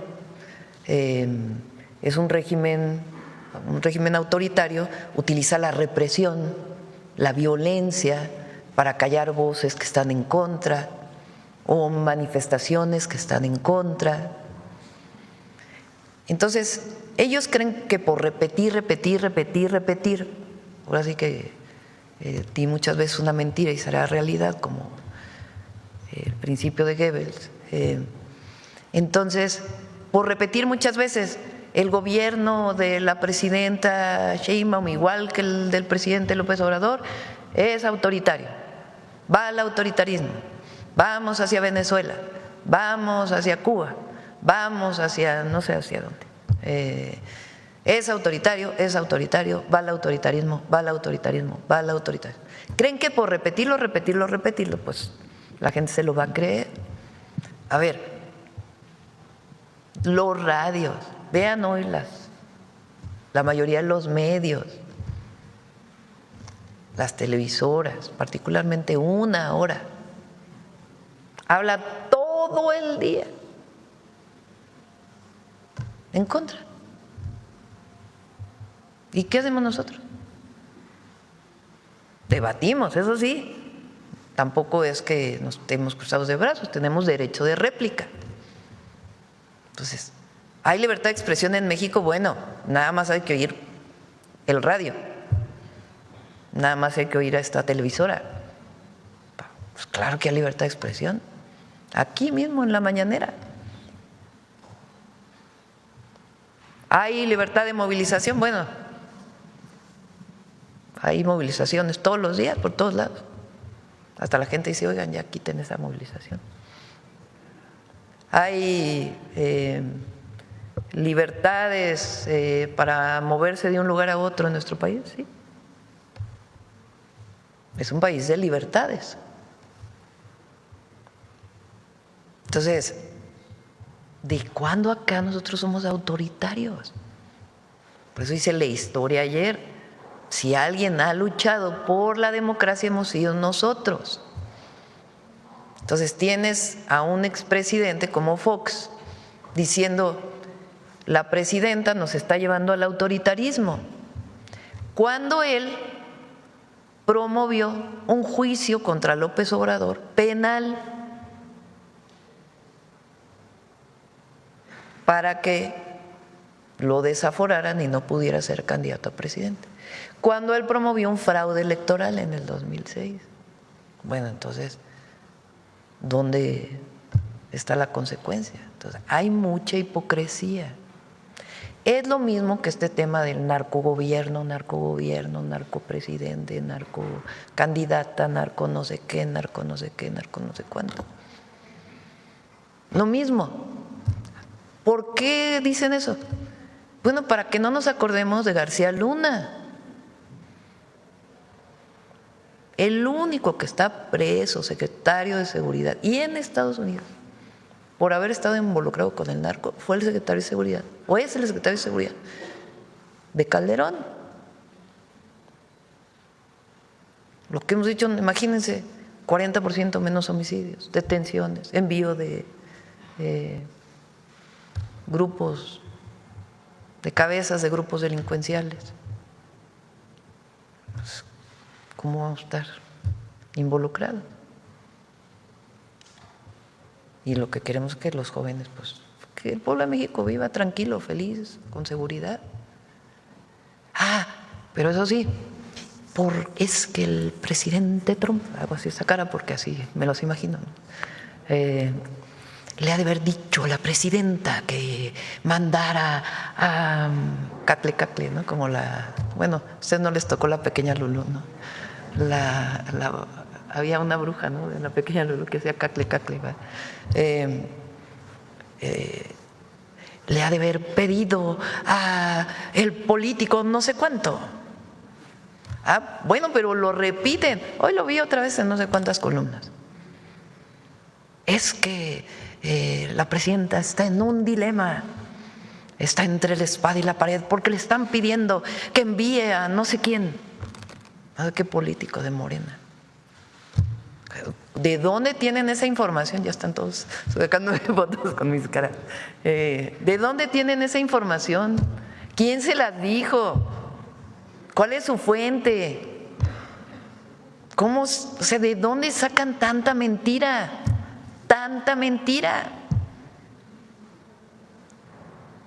Y en efecto, todos estos que ahora hablan de la democracia, pues en su momento tuvieron puestos y defendieron fraudes electorales y nunca esclarecieron los amigos de Fox, o nunca esclarecieron la estafa maestra, o nunca esclarecieron otras cosas de dinero ilícito que estuvo en las campañas, o de fraudes claros y abiertos para que no llegara a la presidencia López Obrador.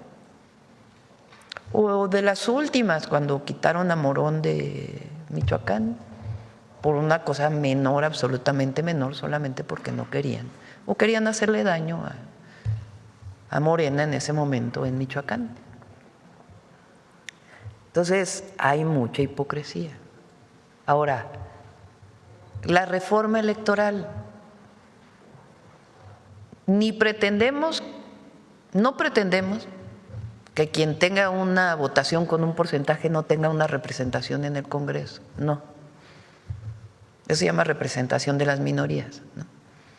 Que si, por ejemplo, no sacaste ningún diputado ni nominal, pero tienes 15% de la votación, bueno, pues tienes que tener una representación en el Congreso. Dije 15% por poner un ejemplo hipotético.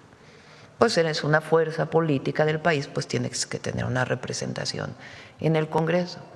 El problema son estas listas de las burocracias partidarias que se han convertido, pues, en algo que la gente no quiere. Entonces, va a ser una propuesta razonable. Igual que por qué la elección en México tiene que ser la más cara del mundo. ¿Por qué? ¿Por qué los salarios tienen que ser por encima de los de la presidenta? Entonces, va a ser algo racional. ¿Por qué está llevando su tiempo? Bueno, por ejemplo, este tema de los mexicanos en el exterior, pues tenemos que revisarlo bien, cómo se haría, cómo se propondrían, porque es una demanda de los mexicanos en el exterior muy grande, de que quieren tener diputados electos por ellos, elegidos por ellos. Entonces no es trivial cómo, entonces están analizando distintos escenarios. Y la verdad es que fue hasta que no se terminaron de analizar todas las propuestas de todos los foros, pues que empezó a elaborarse la propuesta. Pero va a ser una propuesta muy razonable. Entonces es absurdo eso de que queremos ir al autoritarismo, como es absurdo esta cosa de que narcogobierno, narcopresidente, que además no les ha salido, ni les va a salir. Ayer una senadora, que ya saben su nombre, andaba ya en Fox News declarando mientras estaba el envío de estas personas. Así como, bueno, se cae por sí solo, ¿no? Entonces, pueden tener la certeza de que va a ser una propuesta razonable, que atienda estas demandas del pueblo de México, y también pueden tener la certeza de que lo que estamos haciendo pues es analizado todos los días en términos de la seguridad, en términos de la situación económica, en un mundo cambiante y un mundo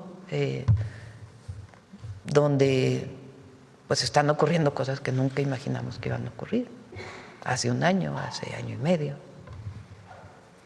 ¿Qué tiene que hacer la presidenta, su gabinete y todo el pueblo de México?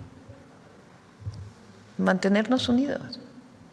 Hay diferencias, sí hay diferencias, pero la soberanía es la soberanía, la independencia es la independencia, las libertades son las libertades, porque ahora la derecha, ¿no? El PAN puso ahora, ¿qué es? Libertad, familia y qué otra cosa. sus nación, algo así, ¿no? Patria, no sé, patria, ¿no? Ahora patria, como si fuera de la derecha, ¿no? Aquí en México, de la derecha, la palabra patria, pues no precisamente, ¿verdad? Los conservadores fueron los que fueron a pedir que vinieran Maximiliano, y siempre han sido los que andan viendo afuera en vez de mirar adentro. Familia, nosotros siempre hemos defendido que la familia es una gran institución social de México. ¿Y qué otra? Libertad. La derecha, libertad. No, ellos quieren esas libertades que nada más tienen unos y no todos. Esa es la diferencia. Entonces nosotros seguimos luchando, porque siempre digo que desde aquí sigo luchando. Porque el presidente López Obrador dijo que se había acabado el elefante reumático, pero no, tenemos que seguirlo jalando todos los días. Siempre luchamos por la libertad, por la democracia, por la justicia, en el más amplio sentido de la palabra. La justicia para las mujeres, la justicia ambiental y la justicia, un verdadero sistema de justicia que funcione en nuestro país. Y, Presidenta, pues justo este momento es tan importante, tan histórico, porque reformar nuestro sistema electoral nos garantiza que nunca más se impongan gobiernos que nosotros como pueblo no elegimos. Y, por supuesto, este lema del PAN, pues ya nadie lo recuerda. Ahorita se hizo una encuesta aquí que se supone que estamos informados. Presidenta, también en el tema de estos 37 delincuentes relacionados con crimen organizado, preguntarle, porque en Estados Unidos en otros momentos el gobierno ha llegado a acuerdos con quienes México extradita, acuerdos que les generan beneficios procesales, en algunas ocasiones les reducen la condena y en otras pues incluso los dejan en libertad. Saber si en escenarios de esta naturaleza México obtiene recursos, porque el gobierno estadounidense les da estos beneficios a cambio de sumas millonarias y también a cambio de información, saber si México obtiene recursos de eso que se confisca y también si se le, en este ámbito de la colaboración, se le da esa información que proporcionan los delincuentes o si se va a pedir algo así en un futuro. Sí, por supuesto que se solicita siempre. Y en caso de que haya incautación de bienes, pues también lo que le corresponda a México. Presidente, también en estos momentos tan críticos para la humanidad y los amagos sobre todo del gobierno estadounidense, no solo a la región latinoamericana, sino también a regiones como Medio Oriente, incluso Europa, con el caso de Groenlandia, preguntarle justamente sobre esta urgencia de comprender la importancia de la tradición de México en el tema de la ayuda humanitaria, sobre todo ayuda humanitaria internacional para salvar vidas. Históricamente nuestro país pues ha buscado aliviar en la medida de sus posibilidades el sufrimiento de los pueblos, sin discriminación. Esto lo ha hecho con diversos pueblos a lo largo de la historia y además esta ayuda humanitaria pues se basa en los principios de solidaridad, humanidad, imparcialidad e independencia. Ningún ser humano, ningún periodista, ningún empresario debería de oponerse pues a ayudar a los demás. En este contexto le pregunto, Presidenta, si nuestro país puede dar más ayuda humanitaria al pueblo de Cuba, que sigue sufriendo por un bloqueo económico, pero también por estos amagos permanentes a su soberanía. Cuba tiene un bloqueo económico, ¿desde qué? ¿Cuál es la fecha del bloqueo? 1962, sí, no. ¿Qué quiere decir un bloqueo económico? Pues que hay sanción a los países que apoyan. Y este bloqueo ha ido, se fue incrementando por parte de Estados Unidos. Cuando hay un bloqueo económico, pues entonces no puedes importar y exportar libremente. Entonces las condiciones de desarrollo de un país pues son muy difíciles. México fue el único país en su momento que se opuso a ese bloqueo. Ahora ya son 100 y tantos países que en la Conferencia de Naciones Unidas se opusieron al bloqueo.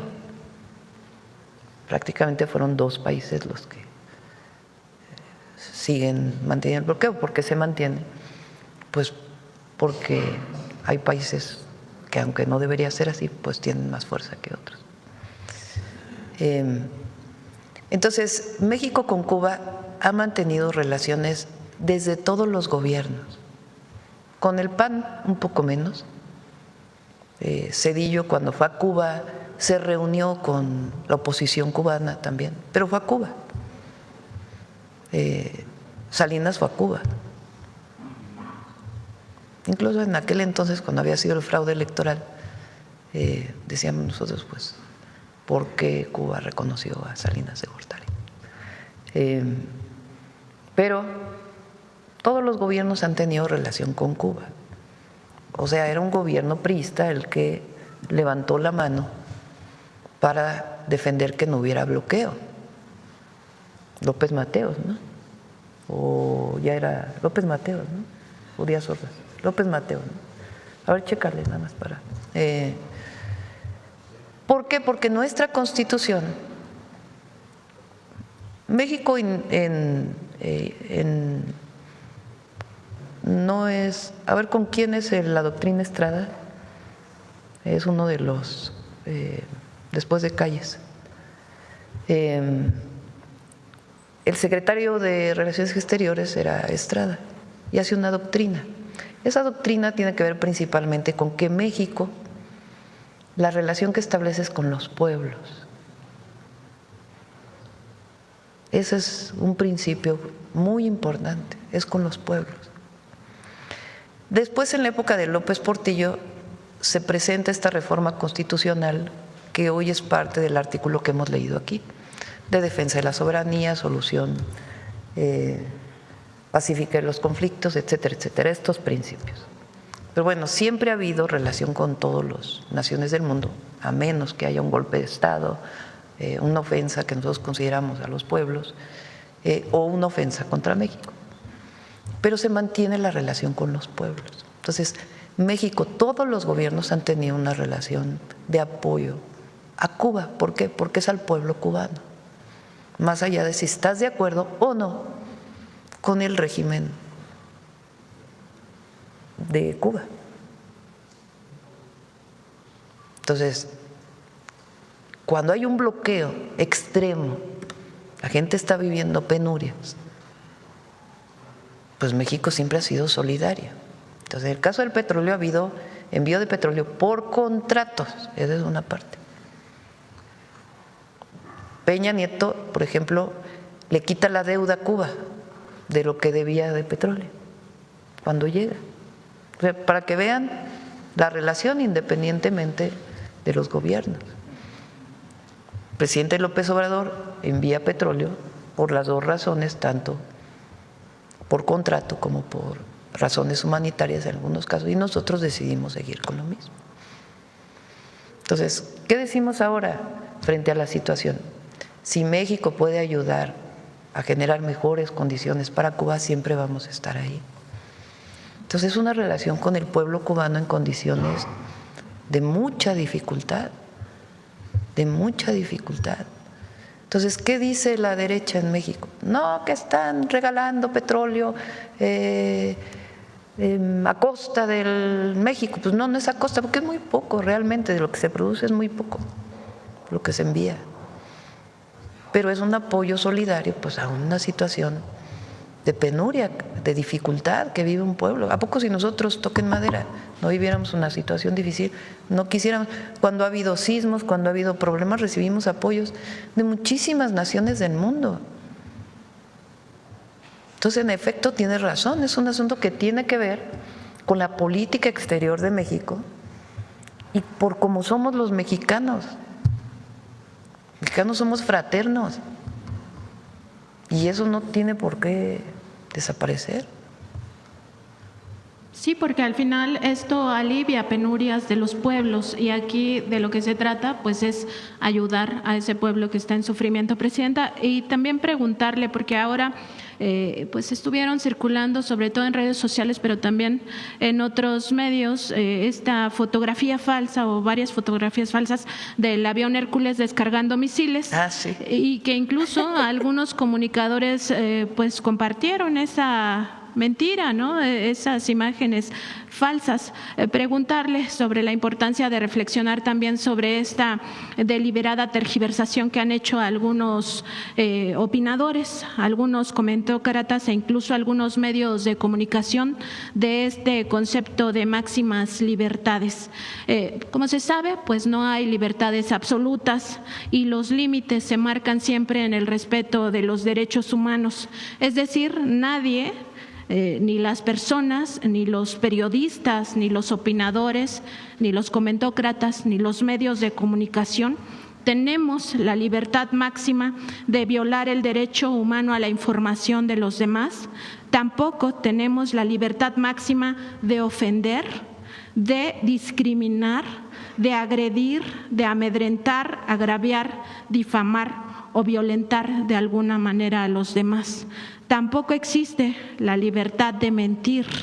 El artículo 3 del Código Internacional de Ética Periodística de la UNESCO pues señala claramente que en el periodismo la información se comprende como un bien social y no como un simple producto. Esto significa que el periodista, el comunicador o el comentócrata pues comparten la responsabilidad de la información transmitida.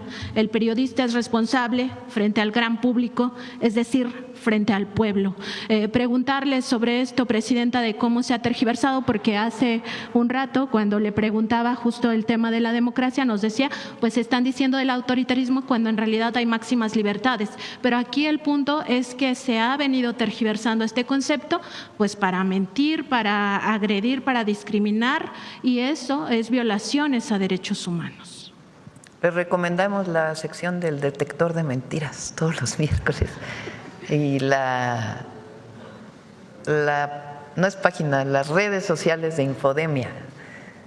Tienes razón. El problema es que es muy complejo. Si nosotros, ¿qué preferimos ser nosotros? Estar desmintiendo. Puede ser muy desgastante, pero es mejor. Porque el límite entre la censura es muy complejo. Entonces, si nosotros decimos, a ver, pues quita esta publicación porque fue mentira, porque censura del gobierno. Entonces es mejor estar desmintiendo. Y sobre todo la gente informada, consciente, siempre, que no se deje ir con cualquier imagen, más ahora que son estas imágenes que pasan rapidísimo de 20 segundos, 10 segundos, que por cierto hace mucho daño eso a la mente porque te quita la concentración, es verdad. Hay mucho escrito sobre eso. Entonces ve una imagen, ni siquiera se lee bien lo que dice, no se ve ahí chiquito que dice IA, inteligencia artificial, y se va. Y como ahora ¿cómo se llaman? Que ves una cosa y siempre sale lo mismo, los algoritmos de las redes sociales, te quedas 10 segundos en una imagen y entonces ya te salen puras imágenes, están hechos así los algoritmos, de lo mismo. Entonces dices, ay, ya se hizo viral este tema. No, es que te quedaste 10 segundos viéndolo. Entonces, en esta época sobre todo, siempre, pero en particular en esta época, la mejor defensa, la mejor vacuna es la información, que la gente se haga responsable de lo que está viendo y que nosotros mantengamos el debate público y el desmentido permanente. Pero tienes razón. Y quizá que se trabaje más en eso que se denominó la revolución de las conciencias. Totalmente. Gracias, totalmente. Presidenta. Gracias. Bueno, ya hablamos mucho. ¿Quién más? A ver, bachetón, ¿quién va a hablar sobre el bachetón? Hablemos del bachetón. Nadie quiere hablar del bachetón. Gracias. Marco Antonio Olvera, del periódico Hidalgo News. Quisiera saber cuál va a ser la colaboración de los municipios donde está esto del bachetón, porque las provincias, en los pueblos y los municipios sobre todo son los que padecen, los habitantes, que los alcaldes pues no ponen mucha atención en ese tema. Quisiera saber cómo es la coordinación de este proyecto junto con los alcaldes y si van a participar todos los alcaldes del país o solamente las carreteras que especifico. Qué bueno que lo hicimos, un llamado, y a ver si los convocamos a los presidentes municipales, las presidentas municipales, a las y los gobernadores, que una parte de su presupuesto lo destinen al arreglo de las calles, a los bachetones municipales, estatales, no importa el partido político que sean, vamos por arreglar las calles. Eso estamos haciendo en el Estado de México, por ejemplo. Pero este recurso va para las carreteras federales.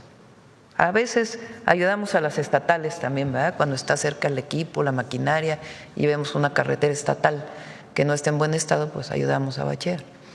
Pero este va para las carreteras federales y pues que a ver si hacemos una reunión. Cuando entré al gobierno hicimos una reunión con todos los presidentes municipales.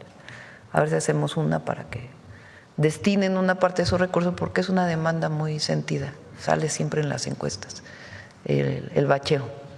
El bacheo. Sí, Presidenta, recientemente aquí en la Ciudad de México se creó una ley para castigar, digamos, el hecho de que despojen a las personas adultas mayores e incluso no adultas mayores de sus propiedades, ya sean sus departamentos, sus casas o accesorias. Y ya esta ley contempla que si se justifica que hay un despojo, pues obviamente son castigados entre 11 y 20 años de cárcel por despojar de manera indebida a las personas adultas mayores, incluso son por los hijos. Y en ese sentido, Presidenta, en Chiapas existe un cártel inmobiliario que ha defraudado a varias decenas de familias. Incluso uno de los implicados, de nombre Eric Romero, se encuentra sujeto a proceso penal privado de su libertad. Los afectados se quejan de que la Fiscalía Estatal ha sido un tanto omisa para apoyarlos en la necesaria y obligada reparación del daño por parte de los defraudadores. Yo no sé si usted haya tenido alguna indicación, más no una indicación, un informe de lo que está pasando en el estado de Chiapas con el gobierno que tiene el gobernador Eduardo Ramírez sobre este tema, y si existe la posibilidad que se le exija al fiscal Jorge Luis Llave Navarca que haga su trabajo en beneficio de las víctimas y así obtengan pues una reparación de los daños, porque pues obviamente mucha gente trabaja para tener un patrimonio y al final pues son despojados, y desgraciadamente a veces es hasta la propia familia o gente que llega a rentar la propiedad, un departamento, una casa, y que por vivir ahí 1 o 2 meses o un año o 3 años, 4, pues ya se quieren adjudicar la propiedad. Pásanos el caso y lo revisamos. Sí, Presidenta, en otro tema, la Agencia de Seguridad, Energía y Ambiente, la ASEA, bajo la dirección de Armando Campo, ha tenido resultados relevantes con el programa Renagas para ordenar y regularizar gasolinerías y gaseras de gas LP. Cerca del 92% de las instalaciones, alrededor de 17,000, se incorporaron al programa, lo que refleja un esquema exitoso de cumplimiento ambiental y de seguridad industrial. En ese contexto, me gustaría saber, Presidenta, si su gobierno contempla ampliar este programa a las instalaciones de autoconsumo de combustibles dentro de las empresas, ya que aunque existen cerca de 500 permisos formales, se estima que más de 14,000 empresas operan sin regulación ambiental ni con medidas de seguridad industrial adecuadas, lo que representan riesgos y accidentes para las personas y el medio ambiente. Le pedimos ahí a la Secretaría de Energía que evalúe este tema. Presidenta, otro tema más es con respecto a…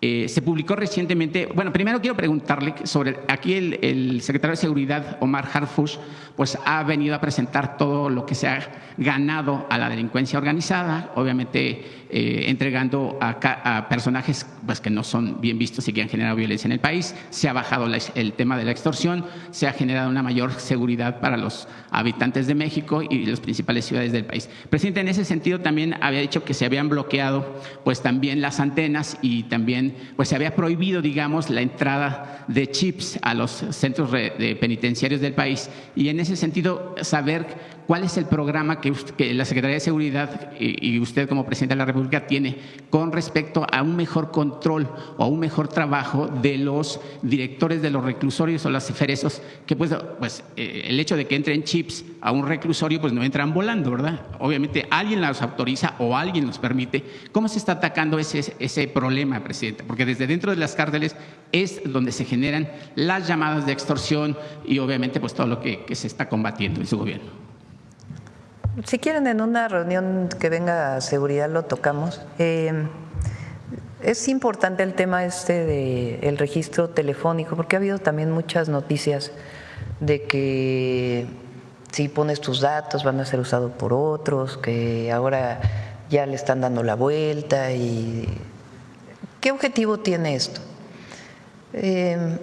México es de los pocos países en el mundo donde los chips de los teléfonos se vendían sin identificación. ¿Y eso qué genera? Bueno, pues facilidad para cometer algunos delitos, como extorsión telefónica, como fraudes, que, como hemos dicho aquí, pues es un tema que queremos atender. Entonces, el objetivo pues es que cada chip esté asociado a una persona. En la medida que eso ocurra, pues va a ser mucho más difícil usar el teléfono para ello. Que le dan la vuelta a veces, me dicen que ahora están llamando en números que vienen de fuera de México. Sí, llamadas del lado extranjera. Sí. Entonces, todo esto va acompañado de campañas de difusión. Es importante que sepamos pues que son 154 millones de teléfonos en el país. Es decir, son 130 millones de mexicanos, incluidos los recién nacidos, ¿verdad?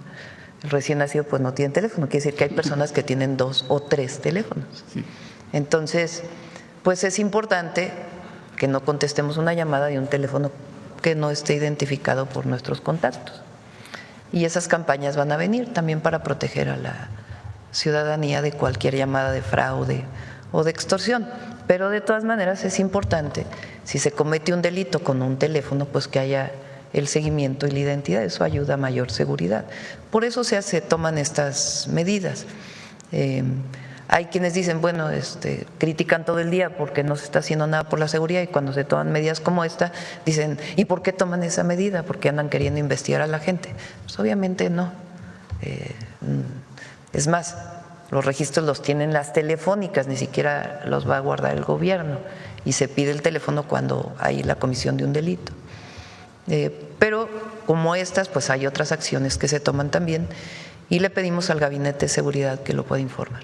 Pues, y en ese sentido, recientemente se publicó una investigación sobre la red de extorsión, levantones y robos a casas habitación que operan en San Pedro Garza García, municipio de Nuevo León, donde se exhibe a los principales generadores de violencia.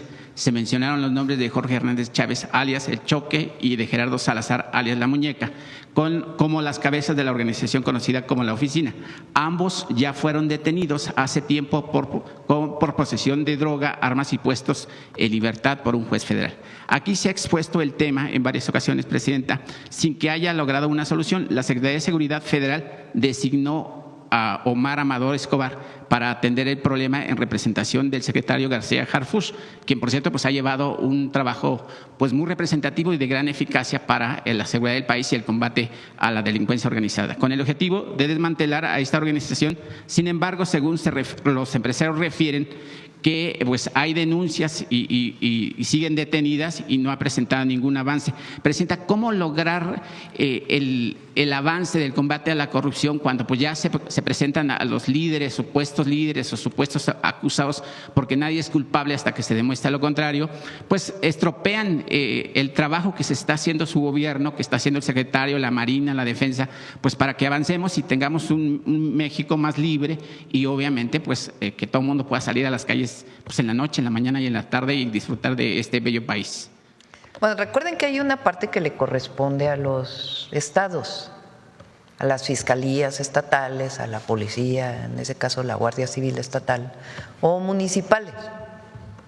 Nosotros lo que hacemos pues es que hemos fortalecido la coordinación con todos, pero pues tiene que haber también una respuesta de las autoridades estatales, ¿verdad? Y nosotros ahí colaboramos en todo lo que se requiera. ¿Por qué? Porque hay muchos delitos que son del fuero común y son menester de las fiscalías estatales.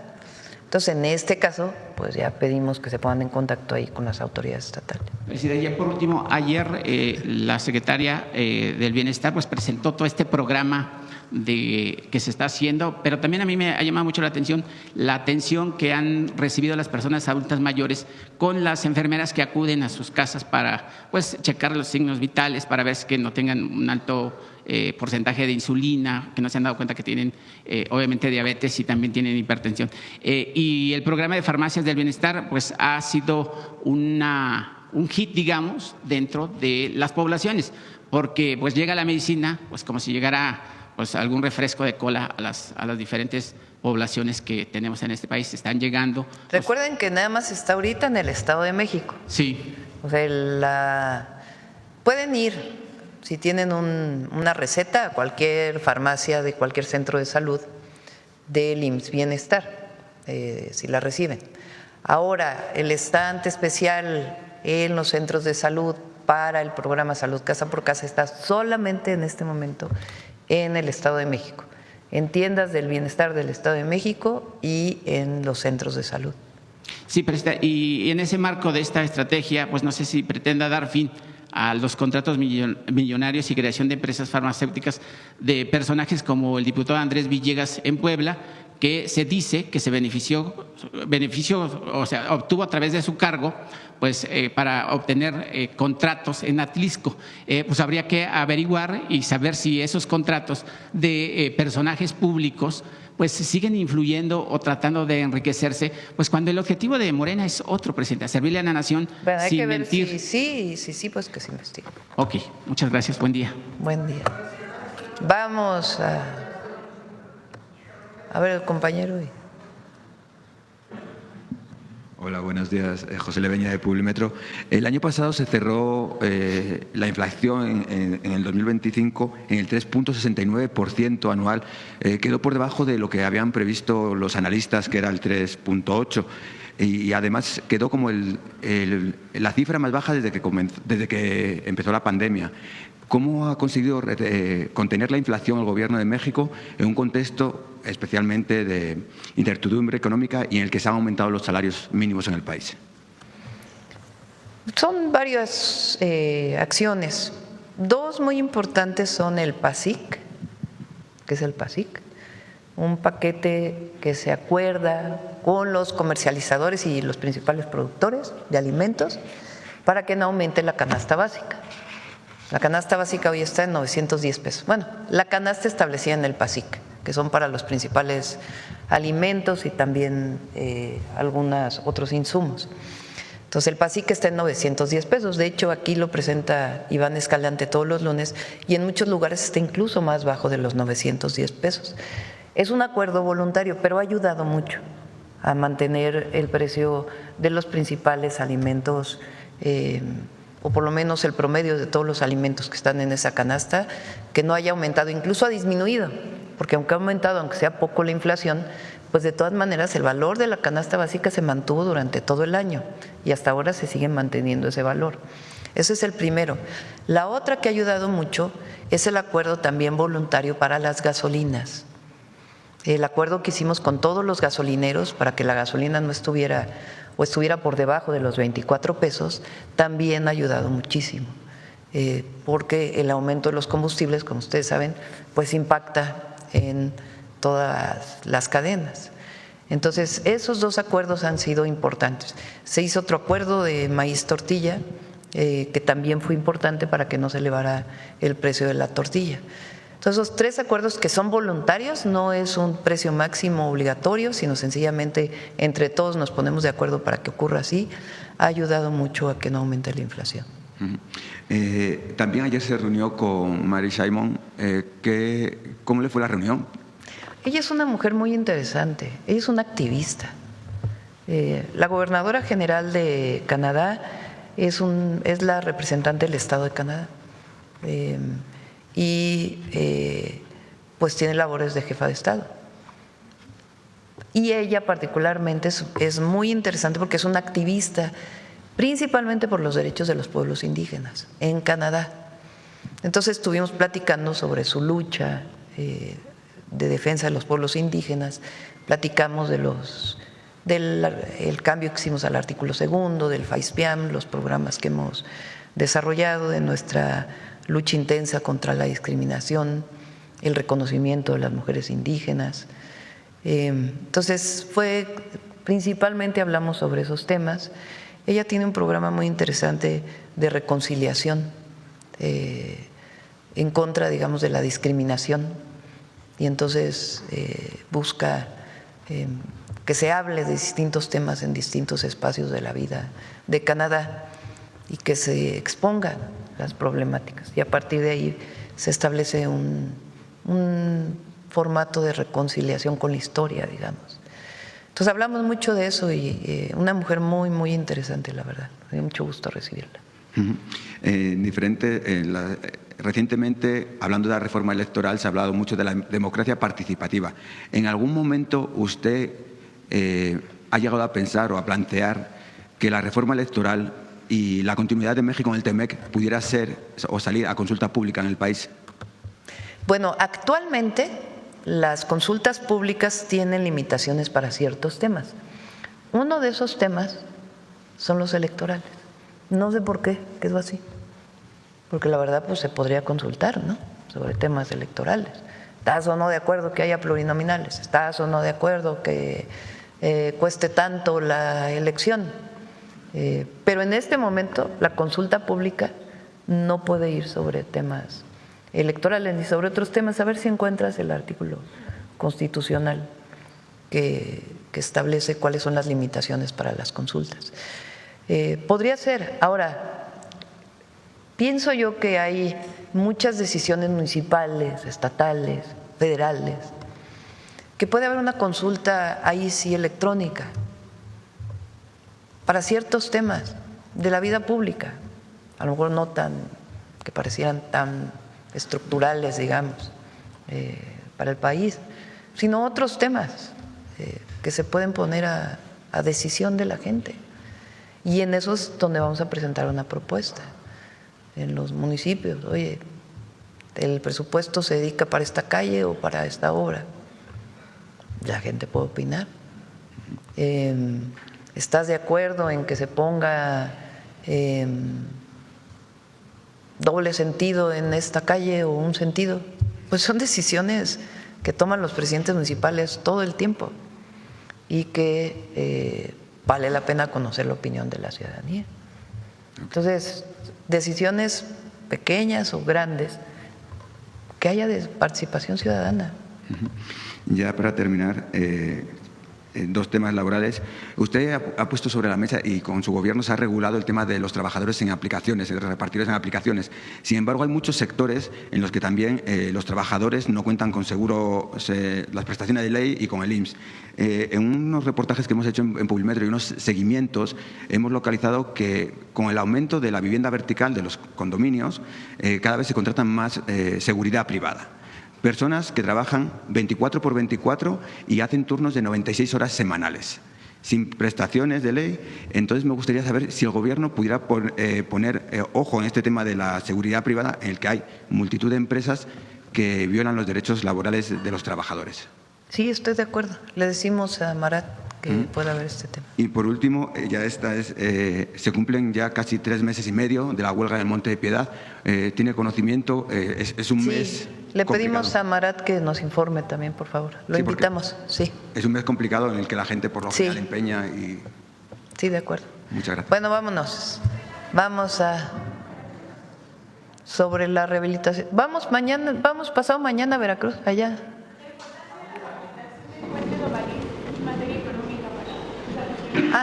La rehabilitación del puente de Ovalí. ¿Quieres platicarlo sobre eso? Sí, el puente de Ovalí fue una de las 10 obras más importantes del mundo cuando se inauguró en los 80s. Es un puente que cuando llegamos ya había un diagnóstico de intervención. Lo he visitado 2 veces. Vamos muy bien, se están cambiando los tensores. Se van a cambiar todos los tensores, tanto del primer apoyo como del segundo apoyo.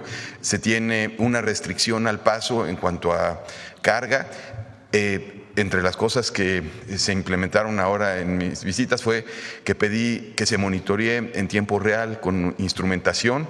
Ya se aplicó, me pasaron los reportes, está todo comportándose en orden y estamos modificando la manera como estaban los tensores. Los tensores pasaban de un lado a otro con continuidad, ahora los vamos a poner separados para que sea mucho más fácil su sustitución a futuro. Y también ya son tensores que tienen un recubrimiento especial ya actuales y va a quedar en muy buenas condiciones. Entonces se está trabajando y no solamente es la parte del puente, se va a estar rehabilitando las carreteras que llegan a ese puente. Entonces estamos trabajando y dando seguimiento. Por las características se tienen que cambiar poco a poco esos tensores. Entonces este año terminamos con los que estaban en las condiciones más de mayor deterioro y el próximo año estaremos continuando con el segundo apoyo.